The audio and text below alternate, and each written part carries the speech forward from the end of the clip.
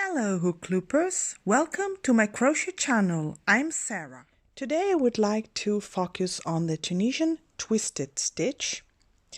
I've already created a couple of videos for this. The first one is called the Tunisian Twisted Stitch and you can find it in my Tunisian Stitches collection.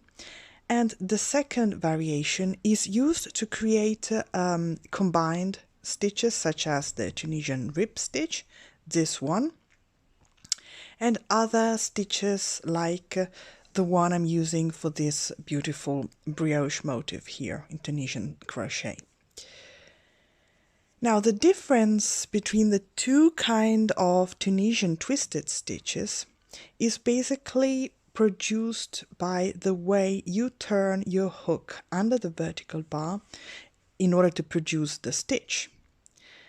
Now we all know that for the Tunisian Twisted Stitch you need to go under the vertical bar not from right to left as you usually do for all stitches, but you need to go with your hook under the vertical bar from left to right in some way, okay? So basically you grab your hook, you grab the stitch with your hook like this. Now pay attention. The difference between the two stitches is created by the direction in which you twist your hook. So if you go with your hook in this direction, so you rotate your hook towards downwards, let's say, and then you make this movement, you are creating a loop that is, let's say, bent towards left, and then you yarn over, pull through, and drop a loop. And this is the first variation of the twisted stitch, which creates this kind of stitch, if you can see it, which is rather similar to the Tunisian simple stitch. Okay? While the other twisted stitch is made again by inserting the hook, or let's say grabbing the yarn with your hook from left to right, okay? But instead of going downwards, you are going upwards with your hook, like this, okay?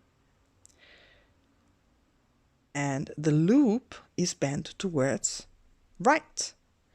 And then you yarn over, pull through and drop a loop, and you have created the second variation of the twisted stitch, which is used to create the Tunisian rib stitch, for example. Okay? The difference is in the stitch pattern, in the stitch design. As you can see here, combining the simple stitch with this second variation of the twisted stitch creates these small V lines that produce the typical ribbing that is so lovely. And you can see that the two stitches, the simple stitch first, followed by the second variation of the twisted stitch, are symmetrical stitches. They lean towards one another. And this is what creates these V's, okay? So this is the main difference. Again, this is a simple stitch, followed by a twisted stitch. Again, pay attention. Let's say, stretch the stitch a bit, and now I need to go upward to create the second variation, or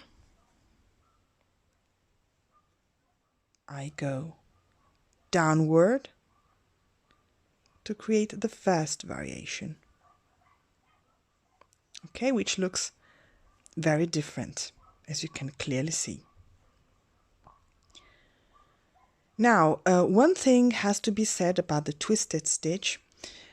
at least for me, it is not so easy to execute. Especially at the beginning, without practice, I had some difficulties with this kind of stitch. And especially it took me quite some time to execute it, so that all projects done in this stitch, in this rib stitch, took me some time. Now with practice, I've learned a couple of tricks I can show you maybe. So first of all, my first trick was, which I showed you in my previous video, to go under the stitch that needs to be twisted from right to left, then elongate the stitch a bit like this, then slip off the hook, then twist the loop with your fingers, then go into this small hole, the small loop again with your hook, yarn over and complete the stitch. So this for me was very useful at the beginning. Okay, it is relatively quick to perform, but you need more than just one movement to complete the stitch. So it is comfortable to execute, let's say, but not so quick as it could be with just one movement. Okay, no matter how quick you become. Now, the way I'm doing the second variation of the twisted stitch is this, especially with stretchy yarn such as this one. I just I play a lot with my hook, that is to say, I rotate it more than I would usually do. So I grab the yarn and stretch it wide a bit, and then it becomes easier for me to insert the hook under the bar in the right way. Okay. It also depends from the way you are holding the hook and the yarn and your project with your hands, I'm sure, because I've seen other people doing the rib stitch in a totally different way, in a way I cannot do it. So some people go with the head of your hook near this, and then with the help of their fingers, they make the hook go under it, which I'm not able to do, as you can clearly see, but maybe it is a trick that could work for you. Okay, now I've managed to insert it correctly. Okay. Let's see, another way to do it is to, yes, again, you can even insert the hook and wriggle with your hook under the bar a bit until you create space enough in order to insert the hook correctly. Okay? And in time it becomes easier and easier. Okay? As you can see. So practice, as always, is always the best thing to learn something.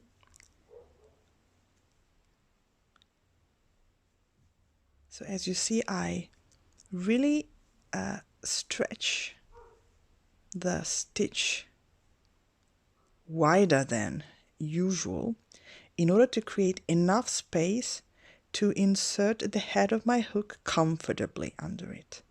Okay? Okay, so I hope this video was helpful today for you, and that you could learn something more for this stitch. As always, thank you for watching, subscribing, leaving comments. See you next time with another beautiful stitch in Tunisian crochet. Bye bye.